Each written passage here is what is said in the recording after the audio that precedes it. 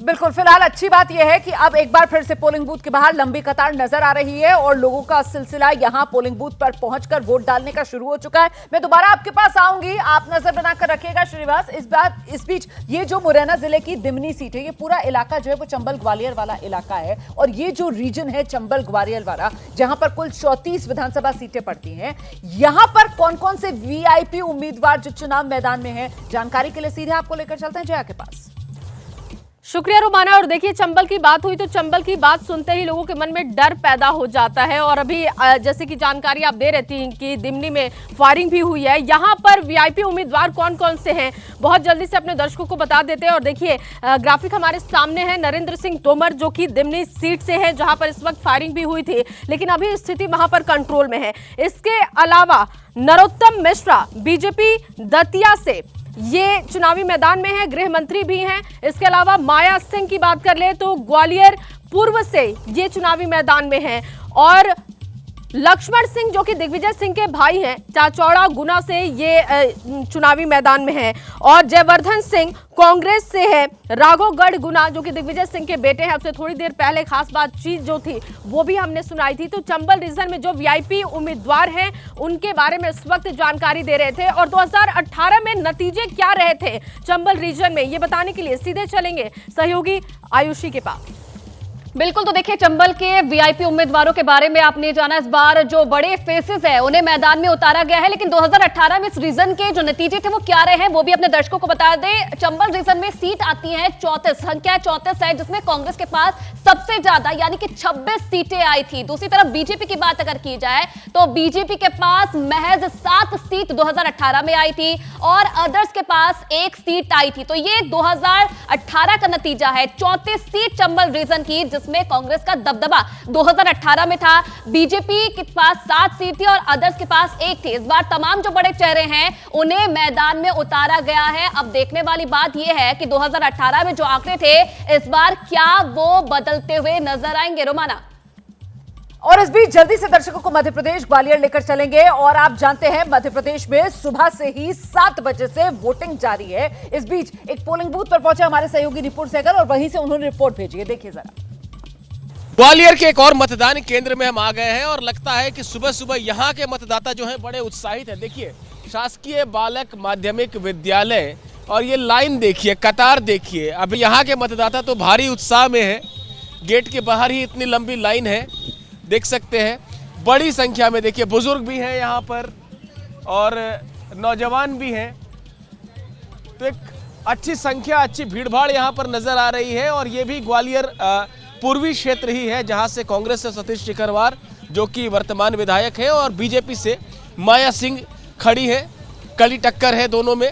और हम बात करते हैं, देखिए चाचा जी, आप बिल्कुल सुबह सुबह आ गए। हमेशा ऐसा सुबह ही आते हैं क्या वोट देने? हाँ सर, हमेशा आता हूँ, पहले ही वोट डालता हूँ। भीड़ बहुत कुछ बताती है कि लोगों में उत्साह है। कम से कम सुबह सुबह इतनी बड़ी संख्या में निकल कर आए हैं और बिल्कुल यहाँ पर जो है लोग निकल कर आए हैं। और दूसरे मतदान केंद्रों की तुलना में निश्चित रूप से यहाँ पे भीड़ भाड़ ज्यादा दिख रही है।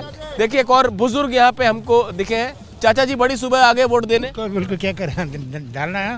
ये इसका नेशनल पर्व है, नेशनल पर्व मानते हैं? बिल्कुल राष्ट्रीय पर्व है, बिल्कुल आना चाहिए। आया 82 क्लियर हो रहा है मेरा। 82 के हो गए आप? और क्या। चलिए, देखिए 82 साल की उम्र में भी ये उत्साह है, तो इस उत्साह से जो है नौजवानों को भी सीखना चाहिए। जो यहाँ संख्या है सुबह वोट देने वालों की, इसमें बुजुर्गों की ज़्यादा दिख रही है। दूसरे बूथ में भी उनकी ही संख्या ज़्यादा दिख रही थी। बहरहाल ये सीट जो है ग्वालियर पूर्वी की है और इस मतदान केंद्र पे काफ़ी भीड़ हमें देखने को मिल रही है। और इसी तरीके से एक और पोलिंग स्टेशन, मतदान केंद्र छत्तीसगढ़ का, वहां पर जो तस्वीर सामने निकल कर आ रही है, जहां 70 सीटों पर दूसरे चरण में वोटिंग हो रही है।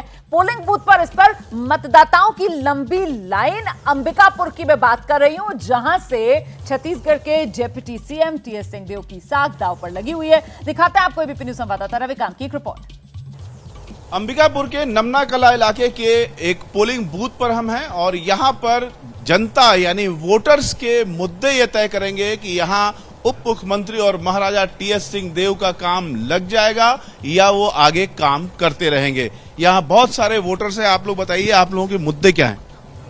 वोटिंग करते समय किस बात पर आप लोग ध्यान देती हैं? नाम पर वोट देती हैं या काम पर देती हैं या किसी और चीज?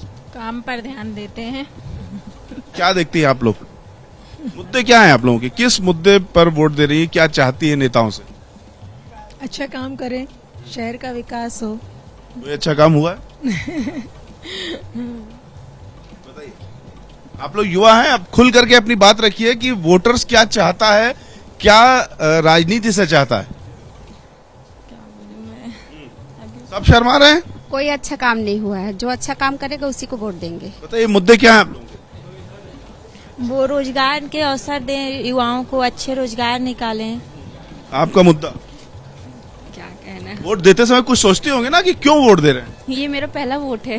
Very nice. तो आप पहले वोट पे सोच के नहीं आई कि क्यों वोट दे रही हैं? बस विकास करें, सबके लिए अच्छा करें, बस यही है। आप बताइए। सब लोग अपना बताइए वोट किस मुद्दे पे दे रही हैं? सब लोग छत्तीसगढ़ में सिर्फ अंबिकापुर में सब लोग शर्मा रही हैं या वैसे बाकी लोग स्मार्ट हैं? बताइए क्या मुद्दे हैं? शर्माइए मत। मेरा पहला वोट है। हाँ तो पहला वोट है तो सोच के आना चाहिए ना कि किस मुद्दे पर वोट दे रही हैं। क्या है मुद्दा? बस मम्मी पापा ने कह दिया तो वोट डाल दिया कहीं भी? नहीं ऐसा किस मुद्दे पे बताइए ना।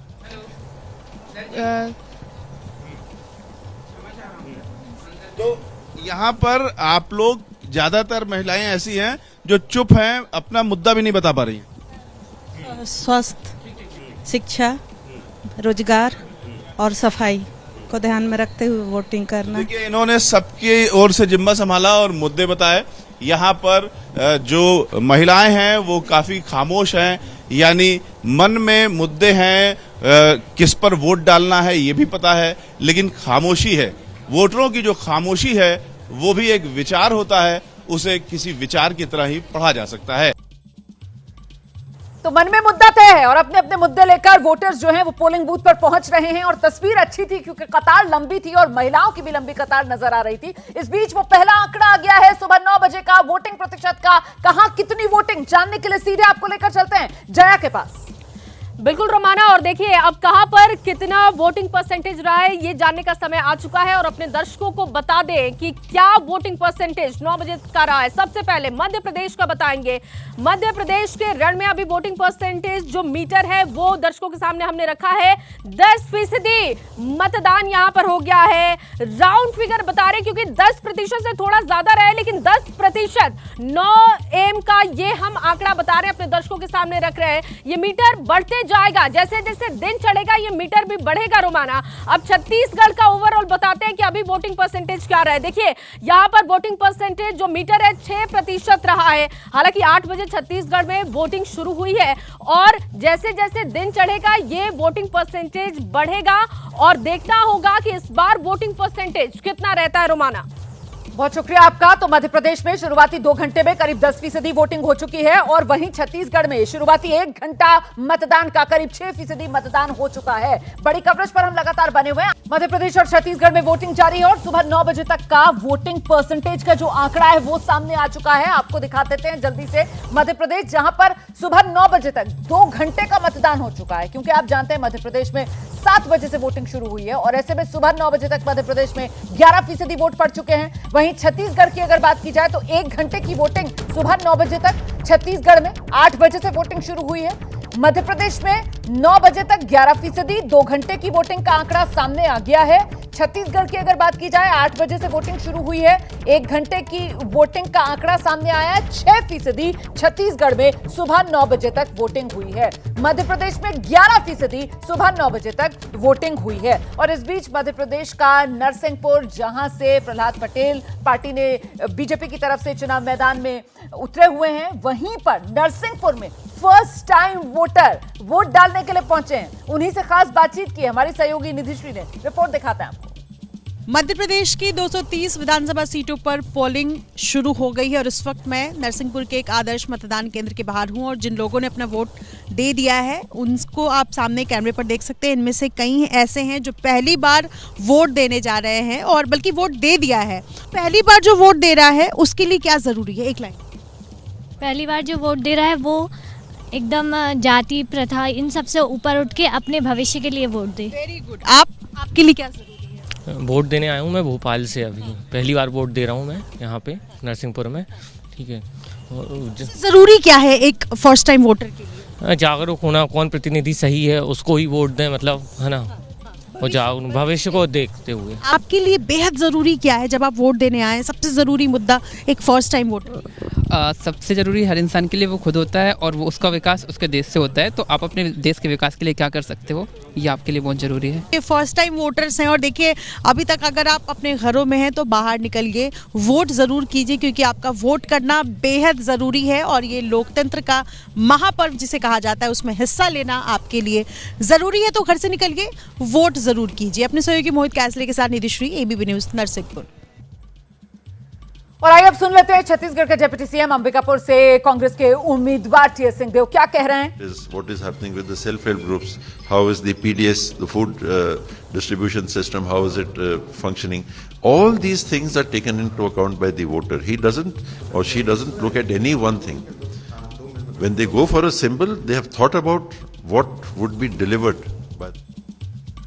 तो वोट डालने से पहले टीएस सिंहदेव मीडिया से बात करते हुए, और इस बीच खास मेहमानों का जो पैनल यहां हमारे साथ मौजूद हैं, वरिष्ठ पत्रकार, मुझे लगता है जरा मुद्दों पर अब चर्चा कर लेनी चाहिए हमें। प्रदीप जी, आपसे शुरुआत करूंगी। अगर मध्य प्रदेश की बात की जाए तो वहां सबसे प्रभावी मुद्दा आपकी नजर में क्या बन सकता है? नहीं, देखिए किसी भी राज्य में, उसमें मध्य प्रदेश भी है, सबसे प्रभावी मुद्दा होता है किसी भी सरकार के कामकाज का आकलन होता है कि लोगों के जीवन स्तर में कितना परिवर्तन हुआ। अगर हुआ है, सरकार के कामकाज से कोई फ़र्क पड़ा है तो लोग सरकार के समर्थन में होते हैं। हम पिछले 25-30 सालों में देखते हैं प्रो इनकम्बेंसी का एक बड़ा ट्रेंड चला है, वो इसी वजह से। दूसरा, अगर लोग सरकार के कामकाज से संतुष्ट नहीं हैं, सरकार ने कैसा काम किया है ये सरकार बताती है, वो अलग चीज़ है। लोगों का परसेप्शन उसके बारे में क्या है ये अलग चीज़ है। तो लोग अगर संतुष्ट नहीं हैं तो आप दावा करते रहिए कि बहुत अच्छा काम किया, सर्वश्रेष्ठ काम किया, वो काम नहीं आता है। लेकिन अगर लोगों को लगता है कि नहीं, इन्होंने काम करने की कोशिश की और इससे बेहतर कर सकते हैं, अगर फिर इनको मौका दिया जाए तो फिर से मौका देते हैं लोग। ठीक है, अभिजीत, प्रो इनकम्बेंसी क्या ट्रेंड जिसका जिक्र यहाँ पर अभी प्रदीप जी कर रहे थे, सवाल ये कि यहाँ मध्य प्रदेश की अगर बात की जाए तो बीजेपी को तो एंटी इनकम्बेंसी का डर सता रहा था ना, और इसी वजह से शिवराज सिंह चौहान के चेहरे को आगे नहीं बढ़ाया गया, दिग्गजों को चुनाव मैदान में उतारा गया। ऐसे में आपको क्या लगता है सबसे प्रभावी मुद्दा? एक तरफ कांग्रेस है जिसकी तरफ से जातिगत जनगणना वाले मुद्दे के टेस्ट के तौर पर इन चुनाव को लिया जा रहा है, और दूसरी तरफ बीजेपी है जो डबल इंजन सरकार की वकालत कर रही है। देखिए, हम लोग अलग अलग मुद्दों की खोजने की कोशिश करते हैं। मतदाता किस तरह खोजता है? मतदाता या तो निरंतरता चाहता है या वो उसका जोर परिवर्तन पर होता है। अगर मुझसे पूछा जाए तो मैं कहूँगा कि मध्य प्रदेश में मतदाता परिवर्तन का रुझान दिखा रहा है, छत्तीसगढ़ में मतदाता निरंतरता का रुझान दिखा रहा है। दूसरी बात यह है कि जब से ये लाभार्थी योजनाएं बनी हैं, समीक्षकों में भी ये भ्रम फैल गया है कि शायद चुनाव का फैसला लाभार्थी योजनाओं के इर्द गिर्द ही होगा, और लाभार्थी योजनाएं करने को ही सुशासन मान लिया गया है, जबकि सुशासन एक अलग कैटेगरी है, लाभार्थी योजना एक अलग कैटेगरी है। आपने 5 साल क्या काम किया, लोगों की सामान्य जिंदगी को बेहतर किया कि नहीं किया, इससे तय होता है कि मतदाता आपको अच्छा शासक प्रशासक मानते हैं या नहीं मानते हैं। लेकिन वो जो लाभार्थी योजना का आप जिक्र कर रहे हैं, वही तो फिर वोटर के तौर पर निकलकर घर से अपने पोलिंग बूथ तक पहुंचता है और बटन दबाता है ईवीएम का। नहीं, राजनीति में सिर्फ एक ही मुद्दा वोटिंग का नहीं होता है जी, कई मुद्दे होते हैं, और उसमें एक विकास का भी मुद्दा होता है। पूरी तरह से सारा मतदान विकास पे निर्भर नहीं करता, उसमें जातिगत समीकरण भी होता है, बहुत सारे कैंडिडेट पे भी निर्भर करते हैं। तो ये सारे विषयों को मिला के ही मतदाता वोट देता है। और जो आप लाइन देखेंगे तो अभी आप हम देख रहे थे छत्तीसगढ़ का ही, तो मतदाता इसलिए नहीं बोल रहा था क्योंकि मतदाता गुप्त मतदान को जागरूक हो चुका है, और मौन होकर जब वो गुप्त मतदान करता है तो प्रत्याशी भी बिल्कुल ओहापोह में रहता है कि किस तरफ जाने ये बड़ा दिलचस्प है कि मतदाता जो है वो अपने पत्ते नहीं खोलता है, लेकिन इस पूरे चुनाव प्रचार के दौरान नेताओं की तरफ से जो बड़े बड़े वादे, जो बड़े बड़े दावे किए गए, उससे नेताओं ने जिन मुद्दों को हवा देकर चुनावी हवा को अपने पक्ष में चलाने की कोशिश की है, उनका कितना असर होगा आज जनता फैसला कर रही है। अगर आपके इलाके में भी आज वोटिंग का दिन है तो वोट जरूर डालिए, अपनी जिम्मेदारी जरूर निभाइए। जैसे ही घड़ी का काटा दोपहर 2:30 पे आए, बबीता जी का दिल सास बहू साजिश के लिए मचल जाए। और ये है इनकी बहू, पूरे दिन ऑफिस की टेंशन हो जाए गॉन जब ये करें अपना फेवरेट शो फ्री टाइम पे ऑन। इनकी तरह आप भी देखिए अपना फेवरेट शो अपने टाइम पर और डाउनलोड कीजिए एबीपी लाइव ऐप अपने स्मार्ट टीवी पर।